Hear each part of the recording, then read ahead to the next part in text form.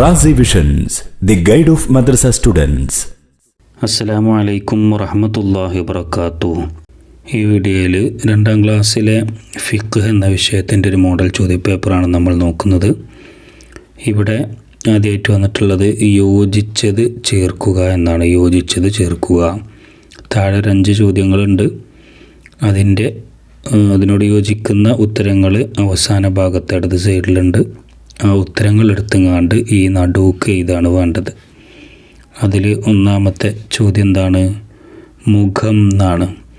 ഇവിടെ അതിനോട് യോജിക്കുന്നത് ഏതൊക്കെ ഓപ്ഷനുകൾ നോക്കൂ. അനക്കം, അടങ്ങൽ, കഴുകുക, സുബ്ഹ് നിസ്കാരത്തിൽ, തടവുക, നിന്ന് നിസ്കരിക്കണം. ഇതൊക്കെയാണ് ഓപ്ഷനുകളായിട്ട് വന്നിട്ടുള്ളത്.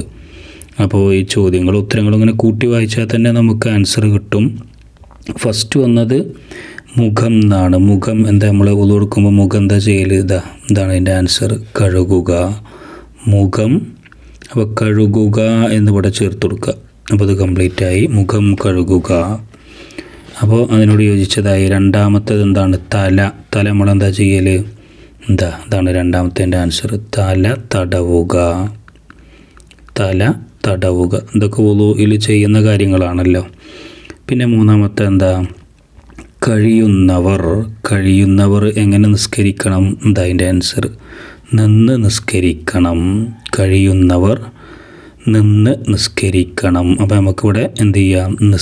നിന്ന് നിസ്കരിക്കണം എന്ന് കൂട്ടി കൊടുക്കുക, ചേർത്ത് കൊടുക്കുക. അപ്പോൾ കറക്റ്റായി. കഴിയുന്നവർ നിന്ന് നിസ്കരിക്കണം എന്നായി. ഇനി നാലാമത്തെ നോക്കൂ, കുനൂത്ത്. കുനൂത്ത് എന്താണ്? നമ്മൾ കുനൂത്ത് ഏത് നിസ്കാരത്തിലാണ്? അതിൻ്റെ ആൻസർ ഇവിടെ ഉണ്ട്. നാലാമത്തത് സുബ്ഹ് നിസ്കാരത്തിൽ. നമ്മൾ കുനൂത്ത് ഓതൽ സുബ്ഹ് നിസ്കാരത്തിലാണല്ലോ. അപ്പോൾ സുബ്ഹ് നിസ്കാരത്തിൽ എന്നാണ് കുനൂത്ത് എന്നുള്ളതിൻ്റെ നേരെ യോജിപ്പിച്ച് എഴുതി കൊടുക്കേണ്ടത്. കുനൂത്ത് സുബ്ഹ് നിസ്കാരത്തിൽ. അഞ്ചാമത്തത് തുമനീനത്ത്. തുമനീനത്ത് എന്ന് പറഞ്ഞാൽ എന്താണ്? ഇവിടെ ആകെ ഒരു ഓപ്ഷനേ ബാക്കിയുള്ളൂ. അപ്പോൾ ഇതാണ് അതിൻ്റെ ആൻസർ, അനക്കം, അടങ്ങൽ. തുമനീനത്ത് എന്ന് പറഞ്ഞാൽ അതിൻ്റെ അർത്ഥം അനക്കം, അടങ്ങൽ എന്നാണല്ലോ അല്ലേ?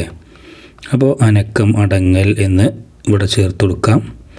ഇനി അത് കൂട്ടി വായിച്ചാൽ തന്നെ അതിൻ്റെ ആൻസർ ഇങ്ങനെ കറക്റ്റ് നമുക്ക് മനസ്സിലാവും. നോക്കൂ, മുഖം കഴുകുക, തല തടവുക, കഴിയുന്നവർ നിന്ന് നിസ്കരിക്കണം, കുനൂത്ത് സുബ്ഹ് നിസ്കാരത്തിൽ, തുമനീനത്ത് അനക്കം, അടങ്ങൽ.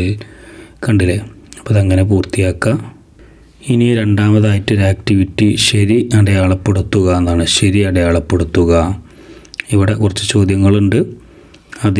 അത് ശരിയാണെങ്കിൽ ശരിയിടുക, തെറ്റാണെങ്കിൽ തെറ്റിടുക. അതാണ് ചെയ്യേണ്ടത്. ഓരോന്നും വായിച്ച് നോക്കിയിട്ട് നമുക്കങ്ങനെ ചെയ്യാം. ഒന്നാമത്തേത് നിൽക്കാൻ കഴിയുന്നയാൾ ഇരുന്ന് നിസ്കരിക്കുന്നു.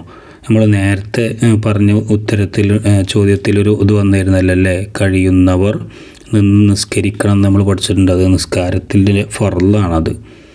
അപ്പോൾ നിൽക്കാൻ കഴിയുന്നയാൾ ഇരുന്ന് നിസ്കരിക്കുന്നു എന്നുള്ളത് തെറ്റാണ്. ഇരുന്ന് നിസ്കരിക്കാൻ പറ്റില്ല.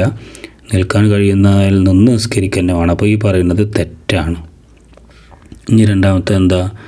തലമറച്ച് നിസ്കരിക്കുന്നു. നിസ്കരിക്കുമ്പോൾ തലമറക്കണം എന്നൊക്കെ നമ്മൾ പഠിച്ചിട്ടുണ്ട്. അപ്പോൾ അത് ശരിയാണ്. തലമറച്ച് നിസ്കരിക്കുന്നു, ശരിയാണ്. മൂന്നാമത്തേത് ധൃതിയിൽ നിസ്കരിക്കുന്നു. ധൃതിയിൽ നിസ്കരിക്കുന്നു. സ്പീഡിൽ നിസ്കരിക്കാൻ പറ്റുമോ? അങ്ങനെ പറ്റൂല. അപ്പോൾ അത് തെറ്റാണ്. സാവധാനമാണ് നിസ്കരിക്കേണ്ടത്. ഇനി നാലാമത്തേത് ഖിബിലയിലേക്ക് തിരിഞ്ഞു നിസ്കരിക്കുന്നു. ഖിബിലയിലേക്ക് തിരിഞ്ഞു നിസ്കരിക്കുന്നു. അത് ശരിയാണ്. ഖിബിലയിലേക്ക് തിരിയണം എന്നത് നിസ്കാരത്തിൻ്റെ ഷർത്താണ്. അങ്ങനെ ചെയ്താലേ നിസ്കാരം ശരിയാവുള്ളൂ. അപ്പോൾ അത് ശരിയാണ്. പിന്നെ അഞ്ചാമത്തെ എന്താ? കളിയെക്കുറിച്ച് ആലോചിച്ച് നിസ്കരിക്കുന്നു. കളിയെക്കുറിച്ച് ആലോചിച്ച് നിസ്കരിക്കുക. അങ്ങനെ കളിയെക്കുറിച്ചാണ് ആലോചിക്കേണ്ടത്? അല്ല, അള്ളാഹുവിനെ കുറിച്ച് ആലോചിച്ച് അള്ളാഹു നമ്മളെ മുമ്പിലുണ്ട് എന്നുള്ള രീതിയിലാണ് നിസ്കരിക്കേണ്ടത്. അപ്പോൾ ഇവിടെ പറഞ്ഞത് തെറ്റാണ്. കളിയെക്കുറിച്ച് ആലോചിച്ച് നിസ്കരിക്കുന്നതെന്ന് പറഞ്ഞത് തെറ്റാണ്. ഇനി ആറാമത്തത് ഭക്തിയോടെ നിസ്കരിക്കുന്നു. അങ്ങനെയാണ് നിസ്കരിക്കേണ്ടത്. അതാണ് ശരി. ഭക്തിയോടെ നിസ്കരിക്കുന്നു. പിന്നെ ഏഴാമത്തത് എന്താ? നിസ്കാര ശേഷം ദിക്റുകളും ദുആവും ചൊല്ലുന്നു. നിസ്കരിച്ച ശേഷം അപ്പോൾ എണീച്ച് പോകാൻ പാടുണ്ടോ? ഇല്ല. ദിക്റും ദുആകളൊക്കെ ചൊല്ലാണ്ടല്ലേ? അപ്പോൾ അതും ശരിയാണ്. അപ്പോൾ നിൽക്കാൻ കഴിയുന്നയാൾ ഇരുന്ന് നിസ്കരിക്കുന്നു എന്നുള്ളത് തെറ്റാണ്. അപ്പോൾ തെറ്റിൻ്റെ അവിടെ ഞാൻ വരട്ടിട്ടുണ്ട്. പിന്നെ തലമറിച്ച് നിസ്കരിക്കുന്നു എന്നുള്ളത് ശരിയാണ്. ധൃതിയിൽ നിസ്കരിക്കുന്നു, ഈ ധൃതിയിൽ നിസ്കരിക്കാൻ പാടില്ല, അപ്പോൾ തെറ്റാണ്. പിന്നെ ഖിബലയിലേക്ക് തിരിഞ്ഞ് നിസ്കരിക്കുന്നു എന്നുള്ളത് ശരി. കളിയെക്കുറിച്ച് ആലോചിച്ച് നിസ്കരിക്കുന്നു എന്നുള്ളത് ഈ കളിയെക്കുറിച്ച് ആലോചിച്ച് നിസ്കരിക്കാൻ പാടില്ല, അപ്പോൾ തെറ്റാണ്. പിന്നെ ഭക്തിയോടെ നിസ്കരിക്കുന്നു എന്നുള്ളത് ശരിയാണ്. നിസ്കാരശേഷം ദിക്റുകളും ദുആവും ചൊല്ലുന്നു, അതൊക്കെ ശരിയാണ്. ഇനി അടുത്തതായിട്ടുള്ളൊരു ആക്ടിവിറ്റി എന്താണ്? നിസ്കാരത്തിൻ്റെ രൂപം ക്രമത്തിലാക്കുക എന്നാണ്. നിസ്കാരത്തിൻ്റെ രൂപം ക്രമത്തിലാക്കുക. ഇവിടെ കുറച്ച് കാര്യങ്ങളുണ്ട്. ഫാത്തിഹ ഓതൽ, തക്ബീറത്തുൽ ഇഹ്റാം. തക്ബീറത്തുൽ ഇഹ്റാം എന്ന് പറഞ്ഞാൽ നമ്മളെ പുസ്തകത്തിൽ അല്ലാഹു അക്ബർ എന്ന് ചൊല്ലുന്നു എന്നാണ് പഠിച്ചിട്ടുള്ളത്. അതുതന്നെയാണ് ഈ തക്ബീറത്തുൽ ഇഹ്റാം, അതിൻ്റെ പേരാണ് തക്ബീറത്തുൽ ഇഹ്റാം. പിന്നെ നിയ്യത്ത്, ഇഅ്തിദാല്, റുക്കൂഅ്, സുജൂദ്, ഇതൊക്കെ നിസ്കാരത്തിൻ്റെ ഓരോ പ്രവർത്തനങ്ങളാണ്. എന്നാൽ ഇത് ഓർഡറിലല്ല. ആ ഓർഡറിൽ നമ്മൾക്ക് ഇവിടെ 1, 2, 3 ഇങ്ങനെ ഇട്ടിട്ടുണ്ടല്ലോ, ആ ഓർഡറിൽ അത് ഓരോന്ന് അവിടേക്ക് എഴുതി കൊടുക്കുകയാണ് വേണ്ടത്. അപ്പോൾ അത് ഇങ്ങനെയൊക്കെ വരുമ്പോൾ നമ്മളിങ്ങനെ ആലോചിച്ചാൽ മതി. നിസ്കരിക്കുമ്പോൾ നമ്മൾ ഫസ്റ്റ് എന്താണ് ചെയ്യാറുള്ളത്? ആദ്യം നമ്മൾ ചെയ്യുന്നത് നിയ്യത്താണല്ലേ. അപ്പോൾ ഒന്നാമത്തേൽ നിയ്യത്ത് എന്ന് എഴുതാം. ആദ്യം നിയ്യത്ത് വെക്കും. പിന്നെ അത് കഴിഞ്ഞിട്ട് നമ്മൾ എന്താ ചെയ്യാറുള്ളത്? നിയ്യത്ത് വെച്ച് കഴിഞ്ഞാൽ പിന്നെ തക്ബീറത്തുൽ ഇഹ്റാമാണ് അല്ലേ, അല്ലാഹു അക്ബർ എന്ന് ചൊല്ലാനുള്ള നിയ്യത്ത് വെച്ചിട്ട് കഴിഞ്ഞിട്ട് ചെയ്യുക. അപ്പോൾ 2 എന്നുള്ളൊത്ത് എന്ത് ചെയ്യുക? തക്ബീറത്തുൽ ഇഹ്റാം എന്ന് എഴുതാം. ഇനി അല്ലാഹു അക്ബർ എന്ന് ചൊല്ലുന്നു എന്നാണെങ്കിൽ അങ്ങനെ എഴുതാൻ കുഴപ്പമൊന്നുമില്ല, രണ്ടും ഒന്ന് തന്നെയാണ്. തക്ബീറത്തുൽ ഇഹ്റാം. അത് കഴിഞ്ഞാൽ പിന്നെ നമ്മൾ എന്താ ചെയ്യുക? മൂന്നാമത്തത് ഫാത്തിഹ ഓതലാണ് അല്ലേ. അപ്പോൾ 1 നിയ്യത്ത്, 2 തക്ബീറത്തുൽ ഇഹ്റാം, 3 ഫാത്തിഹ ഓതൽ. അപ്പോൾ ഇവിടെ ഫാത്തിഹ ഓതൽ എന്നുള്ളത് മൂന്നാമത്തെ എഴുതാം, ഫാത്തിഹ ഓതൽ. അപ്പോൾ അതായി. ഇനി അത് കഴിഞ്ഞിട്ട് നമ്മൾ എന്താ ചെയ്യുക? നാലാമതായിട്ട് ഫാത്തിഹ ഓതി കഴിഞ്ഞ് ഇവിടെ നിർബന്ധമുള്ള കാര്യങ്ങളാണ് അധികം പറയുന്നത്. 4 റുക്കൂഅ് ചെയ്യലാണ് അല്ലേ. ഫാത്തിഹ ഓതി കഴിഞ്ഞ് പിന്നെ റുക്കൂഅ് ചെയ്യല്ലോ. അപ്പോൾ റുക്കൂഅ് എന്നിവിടെ എഴുതാം. അത് കഴിഞ്ഞാൽ പിന്നെ എന്താ നമ്മൾ ചെയ്യുക? റുക്കൂഅ് കഴിഞ്ഞാൽ പിന്നെ ഇഅ്തിദാലാണ് ചെയ്യുക. റുക്കൂഅ് എന്നിങ്ങോട്ട് തിരിച്ചു വരുമല്ലോ. അപ്പോൾ അതാണ് അഞ്ചാമത്തേതായിട്ട് ഇഅ്തിദാൽ എന്ന് എഴുതാം. ഇഅ്തിദാൽ. ഇനി അതും കഴിഞ്ഞിട്ട് പിന്നെന്താ നമ്മൾ ചെയ്യുക? ഇഅ്തിദാൽ കഴിഞ്ഞാൽ പിന്നെ അത് നേരെ കഴിഞ്ഞ് നമ്മൾ നേരെ സുജൂദക്കാണ് പോവുക. അപ്പോൾ ആറാമതായിട്ട് സുജൂദാണ് എഴുതേണ്ടത്. സുജൂദ്.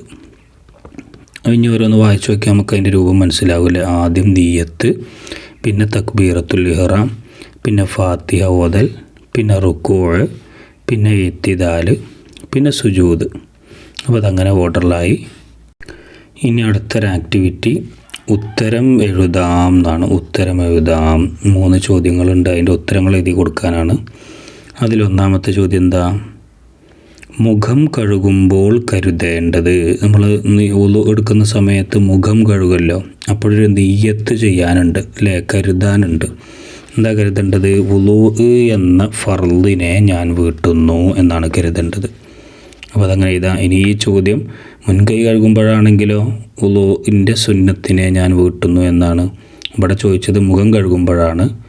അപ്പോൾ എന്താണ് കരുതേണ്ടത്? മുഖം കഴുകുമ്പോൾ വുളു എന്ന ഫർളിനെ ഞാൻ വീട്ടുന്നു, അങ്ങനെ എഴുതാം. രണ്ടാമത്തേത് ബാങ്കും ഇഖാമത്തും സുന്നത്താണ്. ആർക്ക്? ബാങ്കും ഇഖാമത്തും രണ്ടും സുന്നത്തുള്ളതായിരിക്കാം. അത് പുരുഷന്മാർക്കാണ് അല്ലേ. അപ്പോൾ ഇവിടെ പുരുഷന്മാർക്ക് എന്ന് എഴുതാം. ഇനി ഇഖാമത്ത് മാത്രമാണ് സുന്നത്ത് എന്നതാണ് ചോദ്യമെങ്കിൽ ആർക്കാണ് ഇഖാമത്ത് മാത്രം സുന്നത്തുള്ളത്? സ്ത്രീകൾക്കാണ്. ഇവിടെ ബാങ്കും ഇഖാമത്തുമാണ് ചോദിച്ചിട്ടുള്ളത്. അപ്പോൾ പുരുഷന്മാർക്ക് എന്ന ആൻസർ എഴുതാം.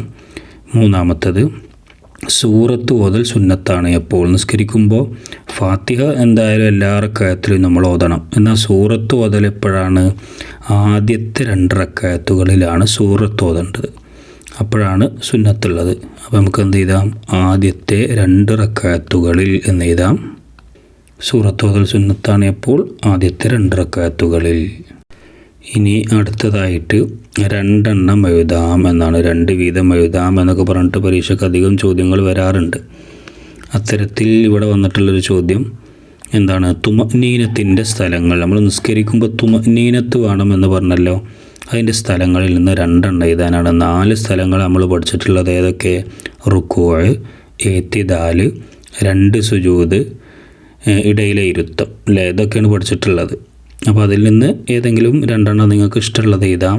ഞാനിവിടെ റുക്കൂഉം അതേപോലെ ഇഅ്തിദാലുമാണ് എഴുതുന്നത്. നിങ്ങൾക്ക് ഇഷ്ടമുള്ളത് എഴുതാം. ഓർഡറിൽ എഴുതണമെന്നൊന്നുമില്ല. നിങ്ങൾക്ക് അറിയുന്നത് ഏതാണെന്ന് വെച്ചാൽ അത് എഴുതാം. രണ്ടാമത്തത് സുജൂദിൽ നിലത്ത് വെക്കേണ്ട അവയവങ്ങൾ. നമ്മൾ സുജൂദ് ചെയ്യുമ്പോൾ കുറേ അവയവങ്ങൾ നിലത്ത് വെക്കണം. അതിൽ നിന്ന് രണ്ടെണ്ണം എഴുതി കൊടുക്കുക. ഏതൊക്കെ അവയവങ്ങൾ നിലത്ത് വെക്കണം നമ്മൾ പഠിച്ചിട്ടുണ്ട്? നെറ്റി, മൂക്ക് അല്ലേ, പിന്നെ 2 മുൻകൈയിൻ്റെ പള്ളകൾ, പിന്നെ 2 കാൽമുട്ടുകൾ, പിന്നെ 2 പാദങ്ങളുടെ വിരലുകളുടെ പള്ളകൾ, ഇങ്ങനെ കുറച്ച് അവയവങ്ങൾ നിലത്ത് വെക്കണം സുജൂദ് ചെയ്യുമ്പോൾ. അപ്പോൾ അതിൽ നിന്ന് 2 എണ്ണമാണ് ഇവിടെ എഴുതാനുള്ളത്. ഞാനിവിടെ നെറ്റി, മൂക്ക് അതൊന്നായിട്ട് എഴുതാണ്. നമ്മുടെ പുസ്തകത്തിൽ അങ്ങനെയാണല്ലോ പറയുന്നത്, നെറ്റി, മൂക്ക്. പിന്നെ 2 മുൻകൈയിൻ്റെ പള്ളകൾ. ഈ 2 കാര്യങ്ങളാണ് ഞാനിവിടെ എഴുതുന്നത്. നിങ്ങൾ പഠിച്ചതിൽ നിന്ന് നിങ്ങൾക്ക് ഏതാണോ അറിയുന്നത് അത് എഴുതാം. അപ്പോൾ നെറ്റി, മൂക്ക്, 2 മുൻകൈയിൻ്റെ പള്ളകൾ എന്ന് എഴുതിയിട്ടുണ്ട്. ഇനി അടുത്തൊരു ആക്ടിവിറ്റി പൂരിപ്പിക്കുക എന്നുള്ളതാണ്. 4 ചോദ്യങ്ങളാണ് ഇവിടെ ഉള്ളത്. അതിലൊന്നാമത്തെ ചോദ്യം എന്താണ്? നിസ്കാരം ഏറെ പുണ്യമുള്ള ഡാഷ്. നിസ്കാരം ഏറെ പുണ്യമുള്ള ഇബാദത്താണ് എന്നാണ് നമ്മൾ പഠിച്ചിട്ടുള്ളത്. അപ്പോൾ ഇവിടെ എന്ത് എഴുതാം? ഇബാദത്താണ് എന്ന് എഴുതാം. കൂട്ടി വായിച്ചാൽ കറക്റ്റായി. നിസ്കാരം ഏറെ പുണ്യമുള്ള ഇബാദത്താണ്.